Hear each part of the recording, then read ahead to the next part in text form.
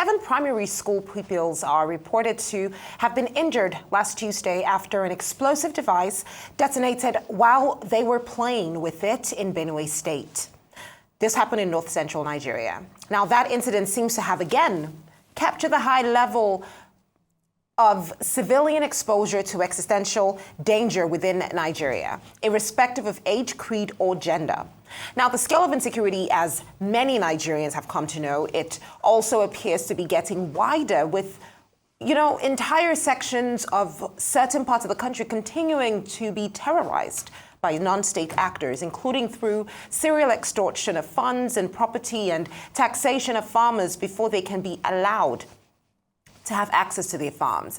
And with some state governors in northern Nigeria signing peace deals with bandits, is there any hope of getting a firm grip on insecurity in Nigeria? Well, we're joined for this conversation and all of that by Dr. Dickson Osajie, the CEO of Debris Protection Services, a global security analyst and anti-terrorism specialist. Good morning. Welcome to the morning show. Thank you. Good morning. Good morning. Good morning. So let's begin with this peace deals. Is it necessary or is it dangerous? We've spoken about insecurity in Nigeria for a really long time, and we're slowly getting to a point where there's this analysis paralysis on the issue. People are tired of talking about it.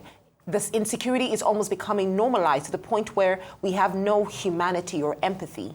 It's just like a tap on the skin every other day. What's your assessment of this? Necessary or dangerous? I love your take on that. Necessary and dangerous. I think it's very, very dangerous. And as a country, it's setting us on a failed state motion. Because for me, I don't believe this peace deal because these guys are dangerous people. They are evil. They've been able to, put Nigeria in a state of mess. And signing a peace deal with these people is a sign of weakness. Negotiating with the enemy is a sign of weakness. A few years ago, the former governor of Katsina State also had a peace deal, took some selfie with this terrorist group. And at the end of the day, these terrorist guys, they failed him and they struck again.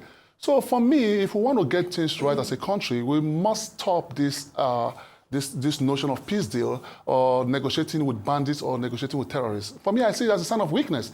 Nigeria is not a weak state, but if this keep on going on, I think we are treading on the path of a failed state. As it is now, Nigeria is in a fragile state, whereby this terrorist group attack us at we go to our homes, our various places, attack, and at the end of the day, they are being paid for killing Nigerians. When you negotiate with these guys, it simply implies that you are paying them for killing your people. You are paying them for decimating and destroying the lives of Nigerians. For me, I think it's a no-no, and it's a dangerous path we're treading. Yeah, but given the fact that you have a level of expertise in these areas, are we really sure that there are peace deals have been negotiated by anybody? I'm aware that the last report that we had on that came from the same Zamfara that you referenced. Katsina. You referenced Katsina. Yeah. Okay, Zamfara this time is saying that they are aware, the government of Zamfara is saying that they are aware that federal government, in quotes, is negotiating with bandits and terrorists in their state. But they were cautious to also acknowledge that this may not be official representatives of the federal government, that people are taking that responsibility on themselves on behalf of the government. So it's neither here nor there. Yeah. What are your thoughts? Because the context to this is not just about peace deals. I think it's about rehabilitating those who voluntarily give up.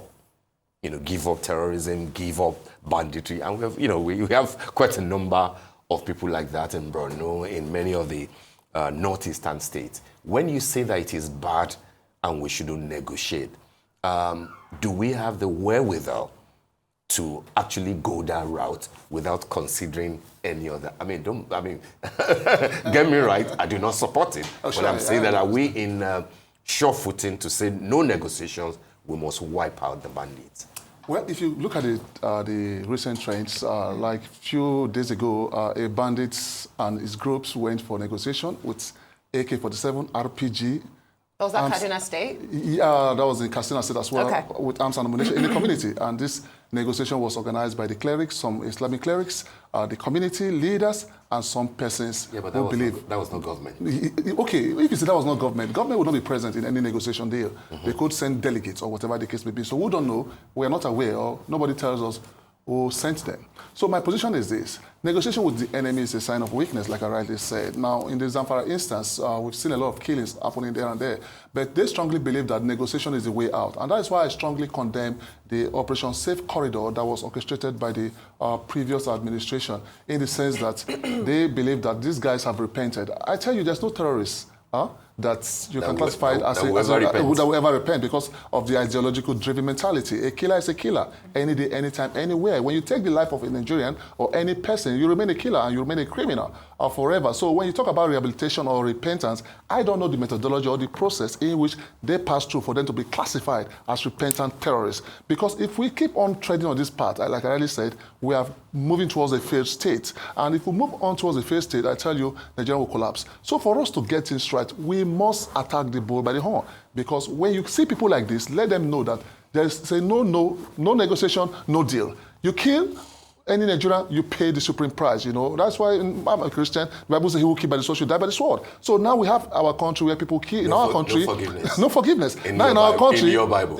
Oh yeah. No, I didn't say my Bible. Now, in my country, those who kill by the sword, you know, have been paid, you know. So we must stop that. Negotiation is a no. What about those who draw a parallel from the experience of the militants in the Niger Delta, who were not only reabsorbed into the society, they were negotiated with, they were compensated. Many of them were sent to schools abroad. What were the militants fighting to schools for? abroad. Thank you very much. Just take that out of my mind. What are they fighting for? There are two clear differences here. Now, when Boko Haram sprang up, they claim Western education is sane. You understand? And they're fighting for a purpose, you know, to Islamize the country. The militants were fighting for the emancipation of their own people, believing that they are not well taken care of, they are not well, you know, catered for, the oil spillage everywhere, and the environment is being messed up, and they want to draw the attention of the local government. They used arms ammunition and they kill for that. Okay. Now, when you look at the ideological driven factors from the two perspectives, there's a clear difference. For me, I do not support any arms deal or any negotiation process when it has to do with kidnapping, killings, militancy, or whatever the case may be. You need to attack these people head on. But most people want to say, no, sometimes negotiation is the key. Yes, I agree negotiation is the key. But if you want to negotiate with criminals or any criminal enterprise, you must negotiate from the side of strength, not on the side of weakness. We, in our clan, we are negotiating on the side of weakness, which is not good for us. And that is why most times you see these guys, after negotiating with them in the other end or other part of the country, they keep on striking. But if we have a clear policies in place and said, hey, no hiding place for these terrorists, no comfort zone for them. Their refuge place should be decimated. Their comfort zone should be decimated, because what they do is that they take shelter in your governed space. And from there, they come to go back to your governed space. So let's make your governed space ungovernable for these guys, because that's where they take their shelter from. Yeah. So if we want to get it right, we must set it straight and say, hey, no to any criminal enterprise. If we keep on negotiating with this guy, then why do we have the criminal justice system? It's a defeat on our criminal justice system. So we must keep punishment, we must place punishment and crime hand in hand. Whoever commits crime must be punished. If we don't keep that process in place, I tell you, we'll be treading on a dangerous path, like my sister here rightly said. You know, I'm quite glad that you brought up the criminal justice system, because we do have a very effective one, and it's just interesting that it is only when it comes to the case of terrorists and banditry and insurgency that all of a sudden we want to see how we can turn the path of forgiveness and kindness and rehabilitation and dialogue. But you know what, still speaking to this, how do we rationalize the fact that there are reports that farmers in the Northwest paid about 139.5 million naira in farming taxes to bandits? Now, these are not government-regulated levies. These are people that are being told, if you don't pay us this money, we're not going to let you on your farm. And if you insist, we're going to kill you. How do we rationalize that? And then, if at all they want to have these peace conversations, because I know as of January this year, Governor Obasani told the path of dialogue, open dialogue with these bandits as a way of curbing insurgency in his state. So it is a thing. But how do you now rationalize the fact that it's not just about the killings, it's about the taxation, on governed taxation as well of these people? And what's your assessment on this continuous conversation? And the fact that as I speak to you right now, I can promise you that there's someone watching the show and can do something about this. But for some reason, all these great ideas that we share never mean anything. I agree. It's becoming a criminal enterprise. And I strongly believe some people are benefiting from this state of insecurity in Nigeria, and that's why this war is not coming to an end anytime soon. And you talk about the farmer headers, the farmer taxation policies or farmer taxation. For me, I think that is a place where we have the absence of government, because if we have the presence of the Nigerian government, that will not take place. And this also boils down to the line of military strength, capability and capacity, our police strength, capability and capacity, because if we have a well-governed space, these people will not take shelter within our governable space. So for them to be collecting taxes in our governable space, that tells you that there's an absence of policing system, there's an absence of military system within that given environment, and we need to try to carry out a crime mapping analysis to ascertain where this is taking place within the Nigerian zone. Mostly in Borno State, Yobe State, and Yobe and Adamawa, I think most of this taxation incident is taking place. So if we want to get it right, let's just try to see how we can project reasonable policing force or reasonable military force within these governable areas, because I don't think this is happening in your governable space. Now, if we want to also move forward from the state of insecurity and this dirty bedevil in Nigeria, we need to also call our politicians to order, because I tell you, most of these guys I saw on television branding arms and ammunition, AK-47, GPMG, General Multipurpose Machine Gun. I tell you, these guys cannot find it easy. How do they get this arms and ammunition into our territorial space? Where are they getting it from? Is it from the borders? Is it from our governable borders? Or is it from by air, sea, or land? How do they get their arms and ammunition for them to be able to succeed in carrying out their evil activities? So we need to start looking at, terrorism sponsorship, because most times we just go after the fighters. No, if you keep on going after the fighters, you're going to kill till eternity. And that's why if you want to get these terrorists and bring them to jail, go after their sponsors, go after their commanders, and go after their leaders. When you are able to decimate their commanders and their leaders, you have a great success. Now, financing, terrorism financing, how do they get their money from? Is it through Burundi change? Is it through our banking system? If it's through our banking system, what is the banking system doing in the area of money laundering or money terrorism financing? Because for them to get these funds, there's going to be a placement, layering, and integration. So a lot of things needs to be done here in our country, because I see this as a joke. We are not ready to fight these guys to the end. To an end. If we want to get them down, let's go after these guys, their sponsors, their commanders, and also make their governable space where they take their shelter from ungovernable. When you say that we're not ready and that the fight against terror is a joke, do you think that that is fair to the little success that the Nigerian security apparatus is recording? I mean, just last month, or was it 2 months ago, the top 2 Ansaru guys were not only apprehended, and now they have been tried. On a daily basis, we hear of the attack, the strikes by the Nigerian military. It is not enough, just like you rightly observed. When you are just killing the fighters, the war will never end. But then when you say it's a joke and that we are not ready, it doesn't sound to me like you acknowledge that effort has been made at all. And if that is your position, what precisely do you think the NSA, the security chiefs, and the entire Nigerian military apparatus should do more than what they are doing at the moment? I'm not here to demoralize the morale of our soldiers. I'm a former soldier of the Nigerian Army. I joined the military 28 years ago. Okay. But what I'm trying to say is that just like the attack that took place in Maiduguri, 152 Task Force Battalion is totally unacceptable. Yeah. Because we have various commanders. We have a commanding officer, we have deputy commanders, we have company commanders, we have platoon commanders, and we also have section commanders. That is the trail of command in any battalion. Now, for you to tell me that some group of terrorists who are not well trained or rigorously trained, like our soldiers, we invade the military base, attack, succeed, take the arms and ammunition of our soldiers, run back to their base safely without being apprehended or be accosted, I tell you that's a joke. It's a total joke. A battalion of soldiers is not a few number of persons. When you say it's a joke, I'm interested in understanding. Okay, when I say it's a joke, I simply mean that we are taking this fight for granted. We're talking of the top military hierarchy. Because who is there to protect? Isn't it? We have the commander-in-chief, the president of the federation. Absolutely, we also have the chief of defense staff. Yeah. We also have the chief of army staff. Yeah. The chief of naval staff. the Chief of Air Staff. Yes. These are the command structure Absolutely. that governs the sovereignty of this great And the nation. NSA, and the in National some- Security Advisor, Yeah. who is a former police officers. Okay. Now, when you They have- are the joke. They are the jokes. Okay. Yes. If you want to put that words to my mother, I will accept No, it. I'm not putting because, it. If you don't accept it, you don't have to. But I'm saying that they are the joke. When I say they are the joke, is that you don't allow your men to be killed like chicken.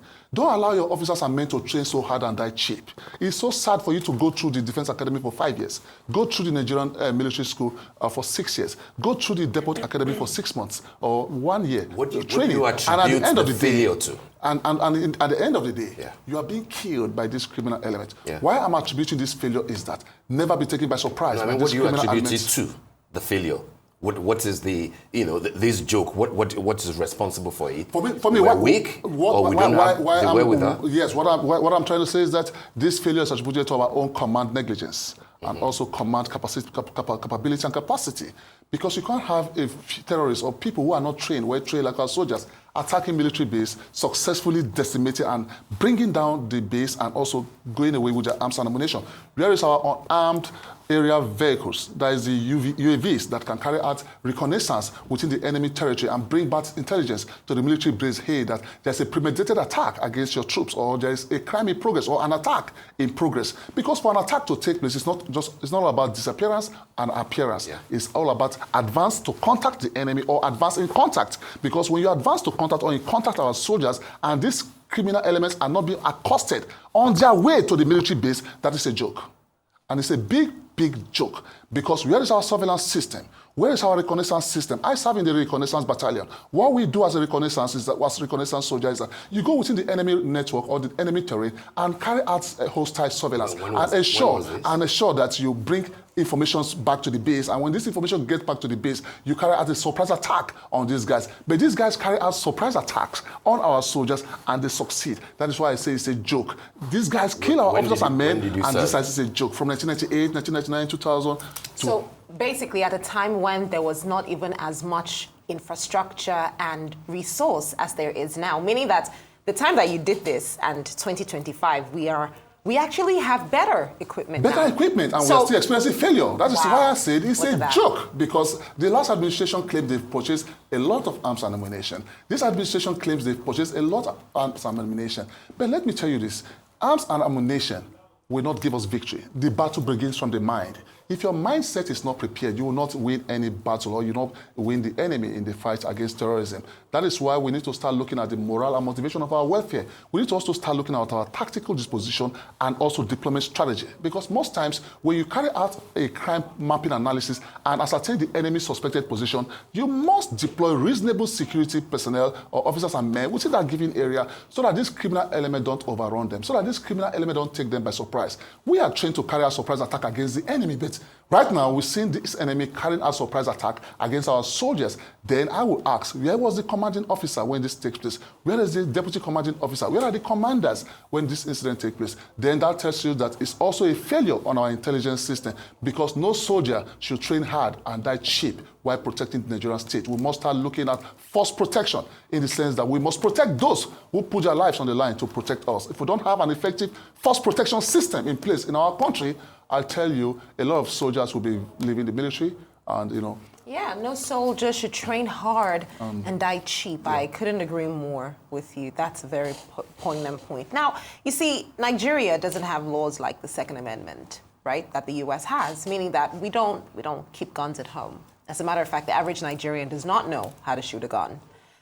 And this means that a lot of Nigerians remain vulnerable and at the mercy of these attacks.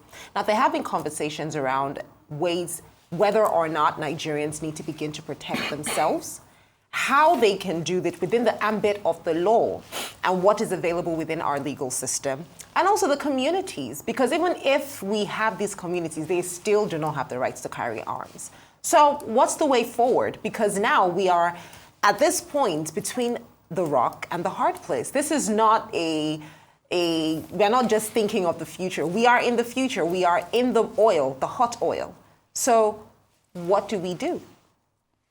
Fantastic question. The Second Amendment is a good one for the American states, and that is why the rate of criminal attack, is on the minimal stage. I'm not here to tell you that we will be able, or I'm not here to tell you that we can eliminate crime. We will live with crime till eternity. The whole essence of crime prevention is to mitigate it to as low as reasonably practicable. For example, if I'm with a gun, I don't think my gentleman here will want to come to my house or to come and attack me, because you cannot see. If I'm with a gun, if I'm with a gun, if you are allowed to carry out. Not even if I'm allowed. If I'm with a gun, or if but the law permits me to have a gun. Yeah. Permits you to have a gun. What I'm saying, permits a pretty lady here to have a gun. Yeah. I don't think someone will want to go after her or attack her because they don't know her capability or capacity. But it happens every day in America. No, I'm coming. Yeah. I don't think someone will want to go there and attack her, whatever the case may be. Most things you see in America happening is maybe a surprise attack. I was in Manhattan when the CEO of the NHIF or the National Insurance stuff was eliminated. Yeah. He was taken by surprise, shot from the back. Other clean issues, maybe like the school killings, they're all surprise attacks. I'm trying to say, let me land. Just one moment, okay. Please, so that we clarify things and we're on the same page. Okay. When we use Second Amendment and we use America, it is still on record that the highest number of gun attacks and gun crimes anywhere in the world on civilians happens in America. What's the ratio? We can check it out. But more than any other place against civilians is in America. That's why I say we will live with crime till eternity. Absolutely. You cannot write off the bad guys. I'm just saying that when you say that if an attacker knows that you are armed, that the likelihood of an attack coming against you will be less. But you didn't allow me to land. Okay, go on. That's fine. Because, for example, if I'm armed or with arms and ammunition, she's also armed, you're armed. Yeah. No attacker comes and breaks into my house. He will definitely, face fire and fury. So most of these attacks you see in America are surprise attacks. Okay. Most of these people don't expect it to happen. So coming back to Nigeria, like she likely asks, if we're allowed to hold guns or carry guns, we should give the good guys the guns, because most of this community... Who will be the good guys? I'm a good guy. You give me the gun. You're a good guy. Who will you give the gun. How will the National Security Advisor to the country will determine that. Vetting, you vet people before you arms them, because you can't just allow us to be in the hands of these criminal elements and putting our life, at risk. The bad guys... Charles Kirk in America took his grandfather's gun. Okay. Right? Yes. Maybe the grandfather is the good guy, but not the guy who took the gun. That is what I'm saying. So would you allow criminal elements to invade your community, kill everybody, instead of arming individuals? So are you therefore advocating? I advocate that every good Nigerian should carry a gun. Okay. After carrying out a mental evaluation, psychological evaluation, and ensure that they have the capability to do so for self-defense purposes. Okay. If I have my guns, you have your guns, the community is well grounded, the rate of these terrorist attacks will be highly mitigated. But we're not ready to do that. If we are not ready to do that, then let's take the guns from the hands of the bad guys, the terrorists, the bandits, and all other criminal elements bedeviling our territorial space. If we want to achieve that, let's go after them with fire and fury and ensure that we let them know that Nigeria is not a joke. Nigeria is not a playing ground. Anyone who commits crime will pay dearly for it. If we don't have an effective punishment measures in place, crime will keep on flourishing. If we don't have a speedy judicial system in place, crime will keep on flourishing. So crime and punishment works hand in hand, and those who commit crime against the Nigerian people must never, ever be forgiven. All right, so just one moment. Just a quick follow-up. It's okay. Just a quick follow-up. But I thought ladies first. Oh no, wait! This is how we do it. Doesn't matter. This is what we do here. It's not a problem. This is what we do here. So just a quick follow-up to say that when you back to the issue of the joke and the negligence that you referred to, how much of that will you attribute to infiltration into the system? The people that are paid to protect us, if they are compromised, or there is infiltration, because I'm struggling to accept that they are just not competent, or they are totally negligent. So how much of infiltration do you attribute to what is happening before Kachi comes back? All right, fantastic. For me, I think there's a lot of infiltration. When the peace deal, what's it called? Safe Corridor, Operation Safe Corridor was established. I saw thousands of Boko Harams who gave their life to the Nigerian government. Stating that they've repented. So for me, I think they gave their life to the Nigerian government, because that repentant process for me is not it's not acceptable by me, because my younger brother to the glory of God, survived, was shot in Maiduguri in 2014. His leg was shattered, but to the glory of God, he's well and good. For example, yes, he was in the army. He was attacked in Chibok. Now, if he was killed, God forbid, at that period of time, and I see most of these terrorists who kill our officers and men being fed with bread and sardine, well, good meal, are being pardoned, I will hate this country. And that is the truth. So for me, it's because it has not touched home. If your brother or your sister was killed in action by these unnecessary human beings, I don't think you want to support the repentant processes or the Operation Safe Corridor processes. But let's be clear, in a battlefield, there are people who are coerced into fighting. You need to vet those ones who are coerced, take them out, examine them. How do you get into Boko Haram? Because not all of them picked up arms. Some of them were caught in action. Some of them were, apprehended in their community, and forced into it. Then we can understand, or we'll be able to understand that, okay, let's see how we can resolve this issue. So for me, if you say how much of infiltration, for me, I would think a lot of infiltration, because most times you discover that intelligence being shared with our security forces sometimes get to the hands of these criminal elements. So the Nigerian military should go back to the drawing board, reassess its command structure, reassess the motivation of its officers and men, and also reassess the length of deployment. Because 152 Task Force Battalion has been engaged for a number of years. My younger brother spent 4 years in the battlefield. I rightly said that the battle begins from the mind. If you keep a soldier for so long, for over 6, 7, 8, 9 months, the next thing the soldier begins to see is his family, his village, and his people. The fighting spirit would be demoralized, because if you don't know when you are going back home to reunite with your family, you will not put up that full armor to engage the enemy. And that's why most times when this attack comes from this terrorist group, they want to withdraw. So the Nigerian army should reassess their deployment strategy, reassess the length or the period of time our soldier stays in the battlefield. Maximum 9 months. Every soldier should not spend, or officer should not spend more than 9 months in the battlefield. Go back home, reunite with your wife and children. Sometimes 3-4 years. I'm telling you the reality, and that is the truth, which is a tactical error.